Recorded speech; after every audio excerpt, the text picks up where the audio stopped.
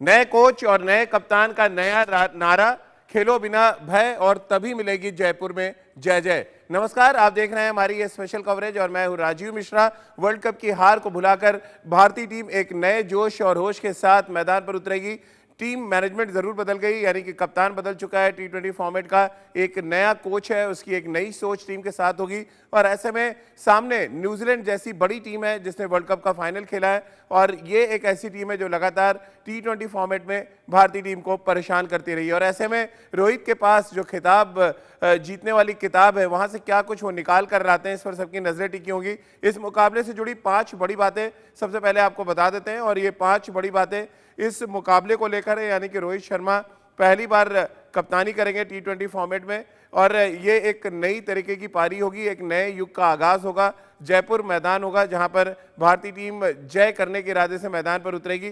इसके अलावा बात अगर हम इस मुकाबले की करें या इस सीरीज की करें, तो यहां पर टी20 फॉर्मेट में खास तौर से भारतीय टीम न्यूजीलैंड के खिलाफ बदला लेना चाहेगी, क्योंकि न्यूजीलैंड ने वर्ल्ड कप में उनको हराया था। और ऐसे में सबकी नजरें टिकी है कि भारत की युवा टीम किस तरह का प्रदर्शन करती है इस मुकाबले में। इसके अलावा युवा खिलाड़ियों पर सबकी नजरें टिकी होंगी। प्लेइंग 11 पर भी चर्चा करेंगे, और आपको मैच से पहले हम बताने की कोशिश करेंगे कि रोहित शर्मा और राहुल द्रविड़ की सोच में वो 11 खिलाड़ी कौन से फिट बैठते हैं। छठा बल्लेबाज कौन होगा, क्या यहाँ पर एक ऑलराउंडर खिलाया जाएगा या प्योर गेंदबाज के साथ भारतीय टीम जाना चाहेगी। ये कुछ ऐसे सवाल हैं जिनके जवाब भारतीय टीम यहाँ पर ढूंढना चाहेगी। इन 5 बड़ी बातों के अलावा हम आपको सुनवाएंगे रोहित शर्मा ने क्या कुछ कहा है इस मैच से पहले, राहुल द्रविड़ की क्या कुछ सोच है, ये भी आपको बताएंगे। तो चलिए सबसे पहले हम अपने क्रिकेट एक्सपर्ट से भी आपको रूबरू करा देते हैं। हमारे साथ सबा करीम है, हमारे साथ राजकुमार शर्मा जी हैं। राजकुमार सर, एक नए युग की शुरुआत हो रही है यहाँ पे। जाहिर सी बात है, तमाम जो रणनीतियाँ बनेंगी, जिस तरह का प्लेइंग 11 खिलाया जाएगा और जिस तरह का अप्रोच होगा, सब पे नजरें टिकी होंगी। और ये सीरीज रिजल्ट से ज़्यादा आपको लग रहा है इस बात को लेकर ज़्यादा इंपॉर्टेंट है कि क्या अप्रोच और क्या टेम्पलेट लेके भारतीय टीम उतरती है मैदान पर?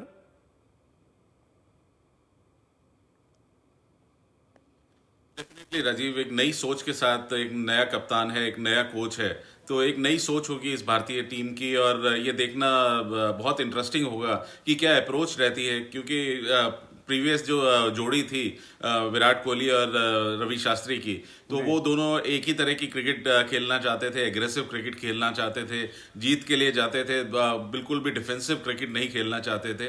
तो हर कोच की, हर कप्तान की एक अलग स्ट्रेटेजी होती है, एक अलग स्टाइल होता है, अलग प्लानिंग होती है, किस टाइप के प्लेयर वो चूज करते हैं, किस तरह की क्रिकेट वो खेलना चाहते हैं। तो बहुत इंटरेस्टिंग होगा यहाँ पर देखना, क्योंकि अगर आप पर्सनालिटी के हिसाब से भी देखें तो रवि शास्त्री और राहुल द्रविड़ के व्यक्तित्व में काफी फर्क नजर आता है, और वही फर्क विराट कोहली और शायद रोहित शर्मा में भी है। तो काफी इंटरेस्टिंग होगा ये देखना कि ये यहाँ पर भारत किस स्ट्रेटेजी के साथ और किस पॉलिसी के साथ उतरता है। सबा भाई, कल रोहित शर्मा की प्रेस कॉन्फ्रेंस सुन रहा था मैं, और साथ ही राहुल द्रविड़ की भी प्रेस कॉन्फ्रेंस मैंने सुनी। एक जो सबसे इंपॉर्टेंट बात थी वो ये थी कि नए टेम्पलेट के साथ ये नई टीम मैदान पर उतरना चाहती है। अब इस नए टेम्पलेट में क्या कुछ आप देख पा रहे हैं? देखिए, अच्छी बात है कि दोनों ने अपनी व्यक्तिगत राय पेश कर दी है, और प्रयास इस समय भारतीय टीम मैनेजमेंट के यही है कि जो टेम्पलेट दुरुस्त हो भारत के लिए, उसी पर आपको आगे चलना होगा। देखिए, ये बात भी सही नहीं है कि जो दूसरी टीमें कर रही हैं वही वाला टेम्पलेट हमें फॉलो करना है। हमें अपने हिसाब से, अपने प्लेयर्स के मुताबिक, अपने रिसोर्सेज के मुताबिक, कंडीशंस के मुताबिक टेम्पलेट बनाना होगा जो कि सक्सेसफुल हो। तो मुझे लगता है कि दोनों राहुल द्रविड़ और रोहित शर्मा का प्रयास यही होगा कि जल्द से जल्द ऐसा टेम्पलेट बनाया जाए जो ऑस्ट्रेलिया में सक्सेसफुल हो। तो वहाँ का ध्यान में रखकर आपको टेम्पलेट बनाना होगा, उसी प्रकार से आपको प्लेयर्स चुनने होंगे, उसी प्रकार से आपको कॉम्बिनेशन देखना पड़ेगा। तो ये सब चीज़ें आने वाले समय में देखने को मिलेगी। और यहाँ पर ये जो श्रृंखला होने वाली है राजीव, सिर्फ शुरुआत है। आने वाले समय में और कई सारे मैचेस खेलने को मिलेंगे भारतीय टीम को। वहां पर धीरे धीरे हमें समझ में आने लगेगा कि किस तरह की टेम्पलेट राहुल द्रविड़, रोहित शर्मा के मन में है और किस तरह से वो इसको लागू करना चाह रहे हैं हर एक टीम। बिल्कुल। और जब विराट कोहली कप्तान बने थे और रवि शास्त्री के साथ पहली प्रेस कॉन्फ्रेंस हम सब के जहन में आती है, तब विराट कोहली ने कहा था कि वो भारतीय क्रिकेट के कल्चर को बदलना चाहते हैं, और जब से वो कप्तान बने वाकई एक बड़ा बदलाव हमने भारतीय क्रिकेट की सोच में देखा। हमने सेना देशों में जाके मैचेस जीतना शुरू किया और कुछ इसी तरह की बात रोहित शर्मा भी कह रहे हैं वो एक नए टेम्पलेट के साथ मैदान पर उतरना चाहते हैं। क्या कुछ ऐसी सोच टीम के नए वाइस कैप्टन के राहुल की है? क्योंकि अगर रोहित शर्मा कप्तान बने हैं तो जाहिर सी बात है कोई ना कोई वाइस कैप्टन बनता हुआ। के राहुल यहाँ पर T20 फॉर्मेट में नए वाइस कैप्टन है, यानी टीम मैनेजमेंट का हिस्सा है। अब उन्होंने क्या कुछ कहा इस मैच से पहले अपने कप्तान और कोच के बारे में, आइए वो सुन लेते हैं। Knew about Rohit being captain. We've all seen him for as long as I can remember. He's been leading Mumbai Indians, and his stats are there for everybody to be seen. He has a great understanding of the game, and his tactically is really good, and I think that's why he's been able to achieve the kind of things that he has as a leader.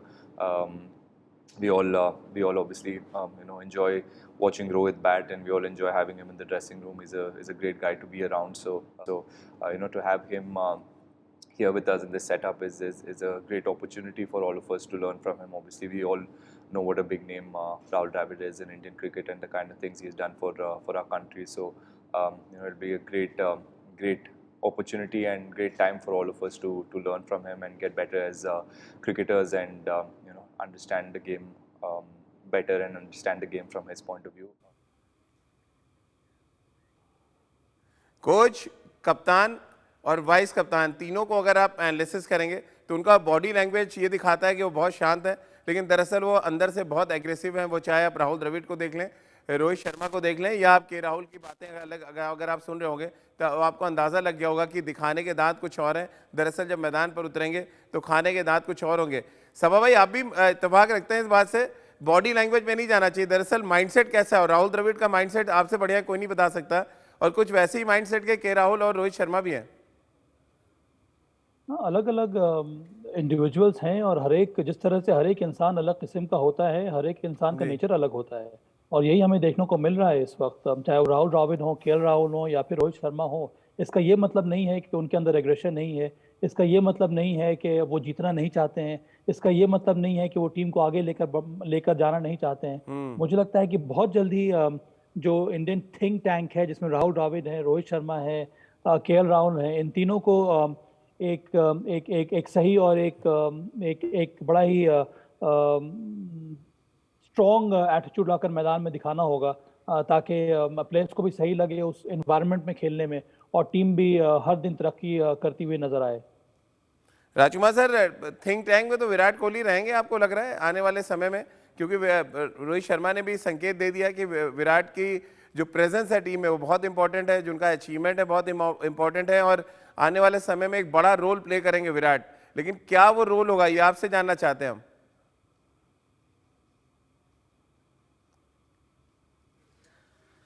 नहीं, देखिए, बहुत cordial relation है, और मुझे लगता है कि as a senior member जब भी रोहित को ज़रूरत होगी उनकी एडवाइस की, उनके जो पूछना चाहते होंगे, तो विल बी ऑलवेज देयर, क्योंकि विराट एक टीम मैन है। वो हमेशा इन्वॉल्व रहता है, वो पर्सनल उससे कुछ वो नहीं होता कि पर्सनल गेन्स के लिए या अपने पर्सनल अचीवमेंट से उसको बहुत ज़्यादा लेना देना नहीं होता। तो वो टीम मैन है, तो वो ऑटोमेटिकली उसके अंदर से आती है। अगर आपको याद हो, जब 2008 में डेब्यू किया था विराट ने, महेंद्र सिंह धोनी कप्तान थे, तब ये यंगस्टर थे, डेब्यू कर रहे थे अपना, तब वो जाकर महेंद्र सिंह धोनी को अपना एडवाइस जरूर दे देते थे, भले उन्हें अच्छा लगता था या नहीं लगता था कि एक यंगस्टर आके उन्हें बता रहा है कि वो भाई हम ऐसा कर लें तो अच्छा रहेगा। तो विराट उस तरह का इंडिविजुअल है कि उसके इन्वॉल्वमेंट जरूर रहेगी, और जब भी रोहित को लगेगा या जरूरत होगी वो अपना इनपुट जरूर देंगे। तो चलिए, आज प्लेइंग 11 क्या होगी, ये हर किसी के जहन में सवाल है। नई टीम है, नया जोश आपको मैदान पर नजर आएगा, लेकिन सबसे बड़ी चुनौती है कि सही कॉम्बिनेशन क्या खिलाया जाए। अब इंडिया न्यूज़ ने रिसर्च किया रोहित शर्मा और राहुल द्रविड़ के माइंडसेट को चेक करने के बाद हमने ये कोशिश की है कि आपको टीम यहाँ पे दिखा दें। रोहित शर्मा, ईशान किशन, एक नया नाम आपको नजर आएगा। ये रिसर्च है क्योंकि left hand right hand combination Rohit को भी पसंद है, और राहुल द्रविड़ की रणनीति भी यही रहती है। नंबर 3 पे के राहुल, सूर्य कुमार यादव, श्रेयस अय्यर, ऋषभ पंत, आर अश्विन, हर्षल पटेल, भुवनेश्वर कुमार को शायद ये लाइफलाइन है उनके लिए सीरीज अगर वो अच्छा करते हैं, दीपक चहर और यजवेंद्र चहल, ये वो 11 नाम है जो इस समय हम आपको दिखा रहे हैं, और मुझे लग रहा है आप भी संतुष्ट होंगे इन 11 नामों से। भुवनेश्वर कुमार के लिए बड़ी सीरीज, आर अश्विन के लिए बड़ी सीरीज, यजुवेंद्र चहल के लिए बड़ी सीरीज, और ज्यादातर जो आप बैट्समैन देख रहे हैं वो ऑलमोस्ट ये वही बैट्समैन है जो वर्ल्ड कप में खेलने गए थे। अब सवाल बड़ा जहन में ये आता है यहाँ पर सबा भाई कि इतनी स्ट्रांग बैटिंग करने के बाद सैयद मुश्ताक अली में नाम नहीं आ पा रहा है यहाँ पर, अगर हम बात करें ऋतुराज गायकवाड़ का, क्या आप सहमत हैं जो टीम हम दिखा रहे हैं, या आपको लग रहा है नंबर 3 पे ऋतुराज आएंगे और के राहुल और रोहित ही ओपन करेंगे? मुझे लगता है कि दोनों जो डबल आर हैं वो दोनों ओपन करेंगे। नंबर 3 पर ऋतुराज गायकवाड़ को मौका मिलना चाहिए क्योंकि जनरली ओपन करते हैं, पर नंबर 3 पर एक ओपनर अपने आप को एडजस्ट कर सकता है। Number 4 Surya Kumar Yadav, number 5 Rishabh Pant, number 6 मुझे लगता है कि अगर भारतीय टीम मैनेजमेंट सोच रहा है वेंकटेश अय्यर को ग्रूम करने के लिए, तो ये श्रृंखला काफ़ी शानदार अवसर है यहाँ पर वेंकटेश अय्यर को एक मैच फिनिशर, एक एक्स्ट्रा बॉलिंग ऑप्शन और एक रिलायबल मिडिल ऑर्डर बैट के रूप में खिलाने के लिए। तो नंबर 6 पर मैं देखना चाहता हूँ वेंकटेश अय्यर को। फिर नंबर 7 में आपके बॉलर शुरू हो जाते हैं। भुवनेश्वर कुमार, चूंकि आपने उनको 15 में रखा है तो उनको एक और मौका मिलेगा। प्रयास यही है भारतीय टीम मैनेजमेंट का कि कम से कम नई बॉल से कोई विकेट टेकिंग बॉलर होना चाहिए, तो उस लिहाज से फिर से एक बार मौका मिलना चाहिए भुवनेश्वर कुमार को। उसके अलावा आपके स्पिनर्स हैं, वहाँ पर आर अश्विन है, अक्षर पटेल है और फिर राजेंद्र चहल हैं। तो चहल हैं, इसका मतलब यही है कि वेंकटेश अय्यर के आने के बाद से आपके पास एक और बॉलिंग ऑप्शन मिल जाएगा जो कि एक 6 बॉलर के रूप में काम आ सकता है। बिल्कुल, और ड्यू फैक्टर भी बड़ा रोल प्ले करेगा जयपुर में भी। राजकुमार सर, एक तो सवाल यही जहन में आता है, और बाकी दूसरी टीम हमने जो इंडिया न्यूज़ पे दिखाई उससे कितना सहमत है, या आप सभा भाई जिस तरह के चेंजेस बता रहे हैं आप उसके साथ जाएंगे?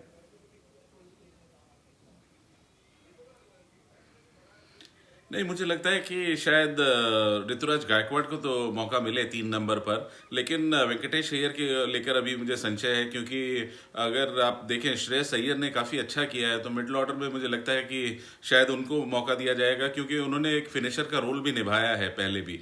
तो मुझे लगता है कि वो वापसी कर रहे हैं और उनको शायद वेंकटेश से पहले मौका दिया जाएगा। ज़रूर वेंकटेश एक अच्छे यंगस्टर हैं और उनके पास सपोर्ट है कि वो गेंदबाजी भी करते हैं, लेकिन अगर भारत 5 बॉलर्स के साथ जा रहा है जो हमेशा से रहा है भारत का, तो मुझे लगता है कि शायद श्रेयस अय्यर वेंकटेश अय्यर से पहले खेलें।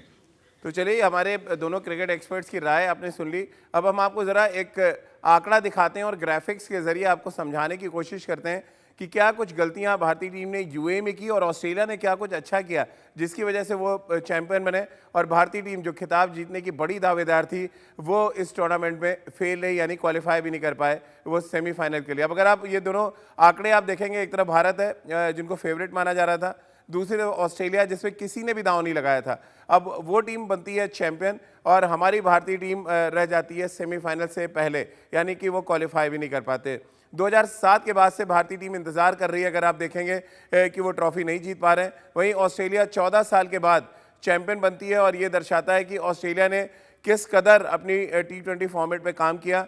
टॉप 10 बल्लेबाजों की अगर बात करें इस वर्ल्ड कप में, तो भारत का कोई भी बल्लेबाज नहीं था। वहीं वार्नर, जिनको आईपीएल में दरकिनार किया गया, उनको बेइज्जत किया गया, वो बल्लेबाज बनता है आईसीसी का मैन ऑफ द टूर्नामेंट। इसके अलावा बात एडम जंपा और हेजलवुड की जोड़ी की करें, उन्होंने बहुत शानदार प्रदर्शन किया। वहीं अगर हम बात करें फिर भारतीय टीम की, तो आप देखें टॉप 10 गेंदबाजों में वो जगह नहीं बना पाए, और ये वो कमियां हैं। मैं इसलिए आपको दिखा रहा हूँ ऑस्ट्रेलिया ने क्या कुछ अच्छा किया और भारत ने क्या कुछ करना चाहिए था। ये मैं आपको बार बार इसलिए बता रहा हूं क्योंकि इस सीरीज में उन कमियों को दूर करने पे काम करने की जरूरत होगी, यानी कि नाम के हिसाब से खिलाड़ी नहीं, काम के खिलाड़ी आपको ढूंढने पड़ेंगे।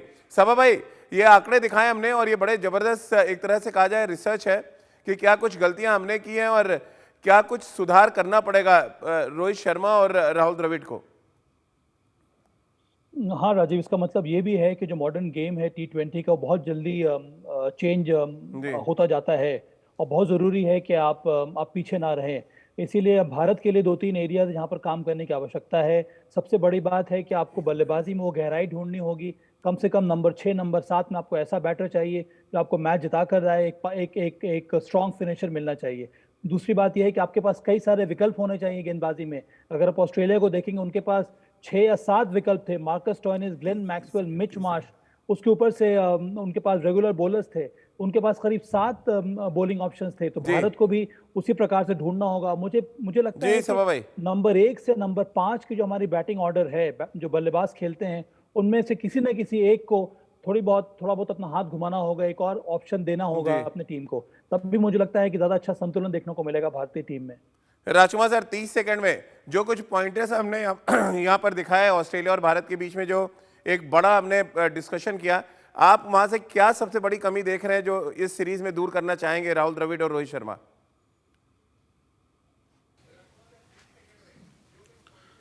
देखिए राजीव, वहां पर तो टोटल फेलियर रहा है। भले ही आप बल्लेबाजी देखें या गेंदबाजी देखें, तो अभी तो नए कप्तान और कोच के लिए पूरा ही ओवरऑलिंग करने की जरूरत है। आपको अपनी बैटिंग को भी ठीक करना होगा और साथ साथ अपनी गेंदबाजी, जो कि एक चिंता का विषय रही वहां पर यूएई में, तो दोनों को ही आपको ठीक करना होगा। और दोनों जगह हम काफी बुरी तरह फेल रहे थे, तो बहुत बड़ा काम करना है अभी राहुल द्रविड़ और रोहित शर्मा को। चलिए, बहुत बहुत शुक्रिया राजकुमार सर आपका, सबा भाई आपका, और तमाम दर्शकों का भी बहुत बहुत शुक्रिया जो हमारे साथ इस रिसर्च में जुड़े, हमारी ये चर्चा उन्होंने देखी। तो चलिए, हमारी इस खास पेशकश में फिलहाल इतना ही, इस उम्मीद के साथ कि रोहित शर्मा जीत के साथ जयपुर में अपने सफर का आगाज करेंगे। बहुत बहुत शुक्रिया आपका हमारे साथ जुड़ने के लिए।